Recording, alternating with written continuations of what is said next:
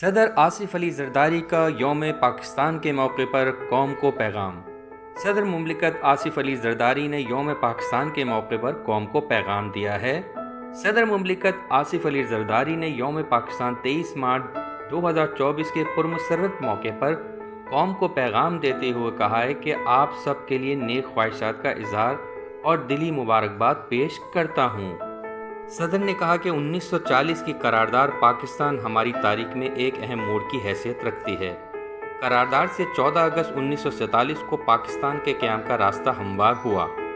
قائد اعظم محمد علی جناح اور ان کے ساتھیوں نے علامہ اقبال کے خواب کو حقیقت میں ڈھالنے کے لیے انتھک محنت کی۔